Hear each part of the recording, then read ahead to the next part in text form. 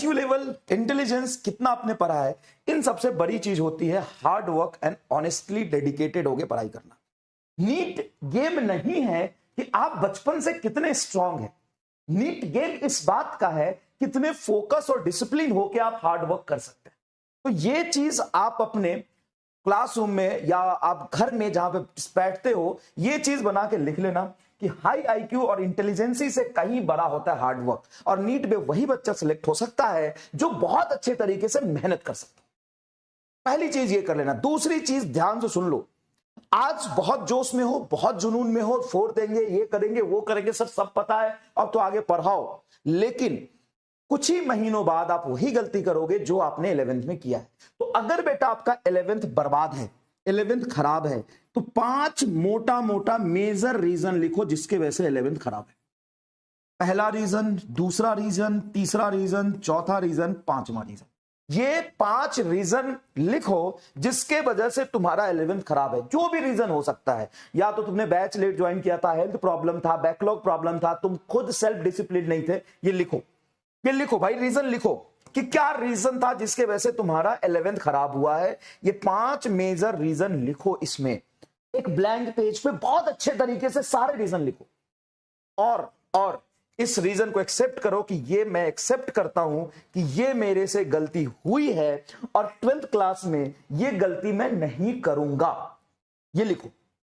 एक कह रहा है गर्लफ्रेंड थी सर। अरे बैगन की शकल का इंसान, गर्लफ्रेंड और तू दूर दूर तक कोई संबंध रिश्ता नहीं है, तो झूठ तो कम से कम मत बोल। ये रीजन लिखो, और ये रीजन आज अपने पेरेंट्स को दिखा देना। अगर ये हिम्मत है आज तुम में, तभी मैं मान सकता हूं कि तुम्हारा 11th खराब होने के बावजूद 12th में सिलेक्शन हो पाएगा। अपने घर वाले को, अपने पेरेंट्स को, जिसको सबसे ज्यादा मानते हो, वो ये दिखा देना कि मैंने ये गलती करी थी, और आज मैं नीट की कसम खाता हूं कि मैं अपना जान लगा दूंगा और इन गलती को दोहराने नहीं दूंगा। जान लगा दूंगा। देखो 100% तो कोई भी नहीं कर सकता, लेकिन फिर भी मैं पूरी कोशिश करूंगा कि ये सारी गलती मेरे से दोबारा ना हो। ये सारी गलती मेरे से दोबारा ना हो। बेटा देखो, आज जो हम सोचते हैं ना, 2 दिन बाद हमारी सोच बदल जाती है। अगर तुम प्रेजेंट को सेक्रीफाइस नहीं कर सकते हो ना, तब तक आप सक्सेसफुल नहीं हो जाओगे। डॉक्टर बनने के लिए कीमत चुकाना पड़ता है, और वो कीमत आपको अपनी मेहनत, अपने डेडिकेशन से चुकाना पड़ेगा। तो अगर आप में इतनी कंसिस्टेंसी नहीं है, आप अपने प्रेजेंट को सेक्रीफाइस नहीं कर सकते हो कि नहीं यार अभी मेरा ना गेम खेलने का मन कर रहा है, लेकिन नहीं खेलूंगा, मैं पढ़ूंगा, ठीक है, तो आप कर पाओगे। ठीक है, तो यहां पे लिखो कि मैं इस रीजन को एक्सेप्ट करता हूं, ये दोबारा गलती नहीं होने दूंगा, प्रॉपर क्वेश्चन प्रैक्टिस करूंगा, सारी चीजें करूंगा। बाकी ज्ञान मैं अगली क्लास में दूंगा। एक छोटी सी बात जो अभी मैं बता देता हूं, ये सभी लोगों को करना है, और यकीन मानो इतना तुमने कर लिया ना, तो सुनना जो मैं कह रहा हूं, NTTA, डायरेक्ट नाम नहीं ले सकता इसलिए, अदरवाइज दूसरे तरीके से ले रहा हूं। NTTA की औकात नहीं है कि वो पेपर मैं जो नोट्स पढ़ा दूं, बना दूं, उससे बाहर क्वेश्चन बना के दिखा दे। समझ में आया? NTTA की औकात नहीं है कि मेरे नोट से बाहर वो नीट का पेपर बना के दिखा दे। 45 में से 45 नहीं, 50 में से 50 सवाल तुमको नोट से दिखेंगे, और सिलेक्शन तेरा होगा, बहुत अच्छी बात है, होना चाहिए। लेकिन अगर किसी भी रीजन से तेरा सिलेक्शन रुकता है, उस रीजन में फिजिक्स नहीं होगा। जितना मैं तुम्हें पढ़ा रहा हूं, जितना मैं तुम्हें समझा दूंगा, सिर्फ तू उतना कर लेगा ना भाई, तो तेरा सिलेक्शन ना होने का रीजन कुछ और हो सकता है, लेकिन मैं फिजिक्स को नहीं होने दूंगा। 99% बच्चों का फिजिक्स के वजह से सिलेक्शन रुकता है, लेकिन तेरा सिलेक्शन रुकने का रीजन मैं फिजिक्स नहीं होने दूंगा। इस बात की मैं गारंटी देता हूं, और इस बात की मैं शपथ लेता हूं कि इतनी मेहनत करूंगा तुम्हारे साथ, इतने डेडिकेशन से, कंटेंट पे, डिलीवरी पे, क्वेश्चन प्रैक्टिस पे इतना मेहनत करूंगा कि फिजिक्स वो रीजन नहीं होने दूंगा तेरे समस्याओं का। तेरे 10 समस्या हो सकते हैं, तेरे 10 प्रॉब्लम हो सकते हैं, लेकिन उसमें से फिजिक्स नहीं होगा। इतना याद रखना, इतना याद रखना। बाकी तेरे तुम्हें लग रहा है ना कि फिजिक्स रीजन हो सकता है, या फिजिक्स नहीं होने दूंगा। पूरी 12th भी पढ़ाऊंगा, पूरी 11th भी तुमको लास्ट में रिवाइज कराऊंगा। कम टाइम में 11th रिवाइज कराऊंगा, समय कम होता है, 12th बहुत डिटेल में पढ़ाऊंगा। आज ही मैंने बात किया है बिहार बोर्ड के, उसके 12 या 13 रैंक थे पिछले साल वो डिस्ट्रिक्ट टॉपर है, बिहार में डिस्ट्रिक्ट टॉपर है, सुरभि कुमारी। आज ही मैंने उससे बात किया है और लक्ष्य नीट से पढ़ी थी वो। दूसरी बात, लक्ष्य नीट की जो सुपरमेसी है वो तो ये है बेटा कि टॉप 100 में पिछले साल 5 बच्चे लक्ष्य नीट से थे। इस बार देखते हैं क्या होता है, अगली बार और बेहतर करने की कोशिश करेंगे। ठीक है भाई, ठीक है। जहां तक मेरी बात है, मैं थोड़ा बचपन से कम पढ़ा लिखा इंसान रहा हूं। बचपन से 7वीं 8वीं तक स्कूल नहीं गया। मैं बिहार के एक छोटे से गांव से हूं। 7वीं 8वीं तक मैं स्कूल गया ही नहीं। उसके बाद मैंने पढ़ना शुरू किया है।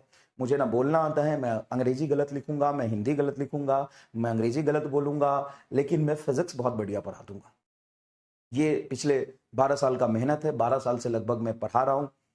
11-12 साल मुझे हो गए पढ़ाते हुए, तो मैं वो बहुत अच्छे से आपको पढ़ा दूंगा।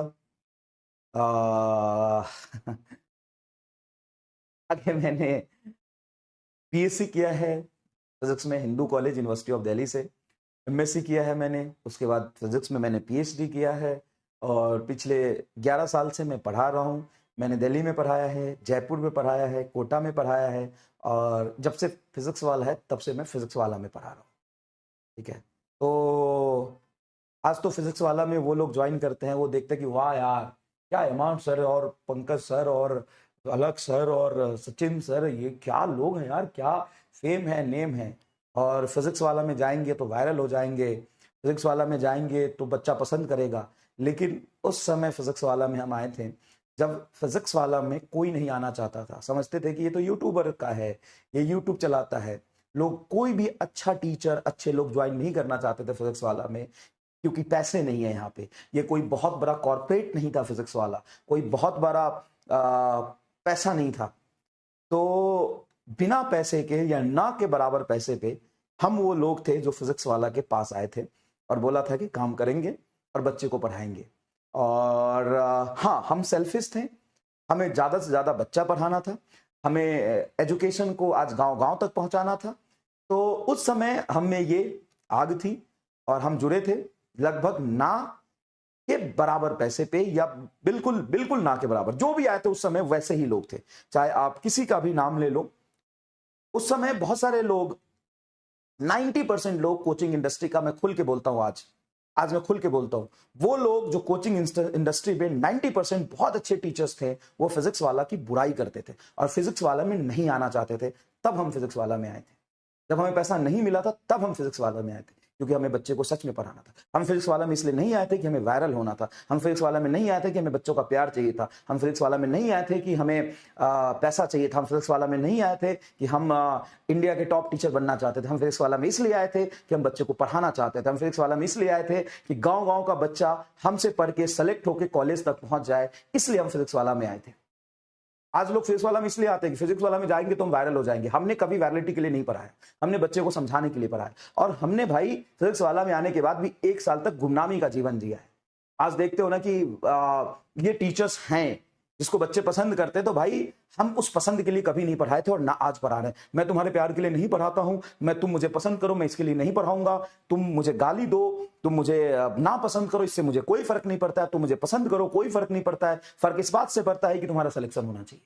10 दिक्कतें आएंगी तुम्हें, कलम घिसाऊंगा, मेहनत कराऊंगा, जो कर पाएगा वो सेलेक्ट होगा, जो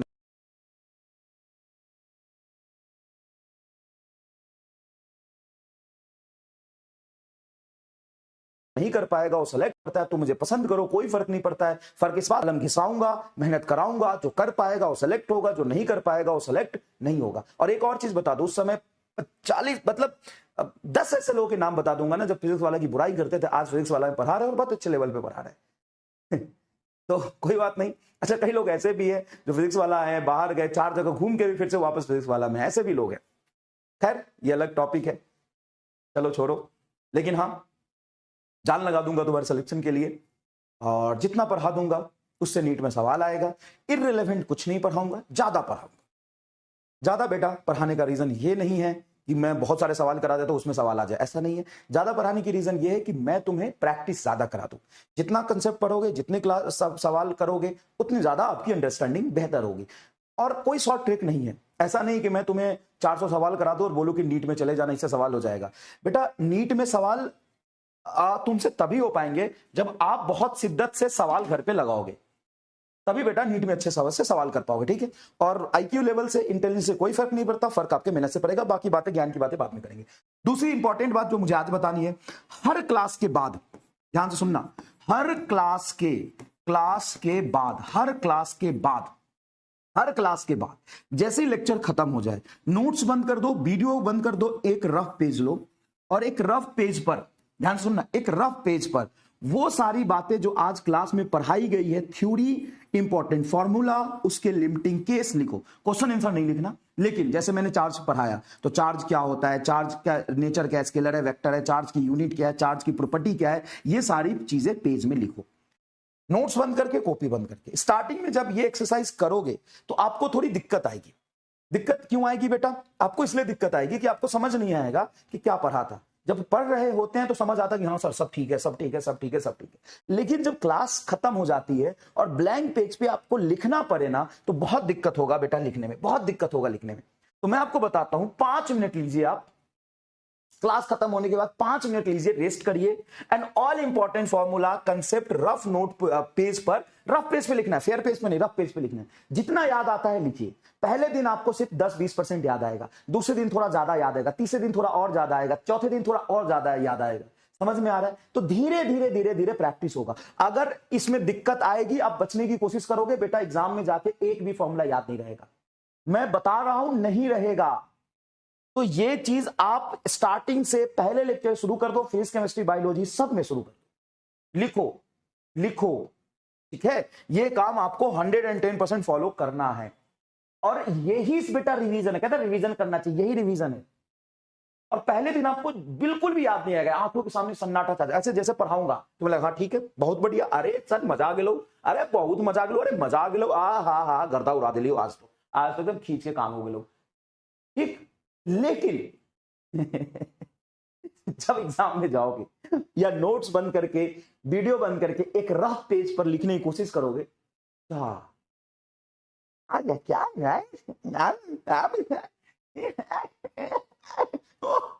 समझ ही नहीं आएगा कुछ।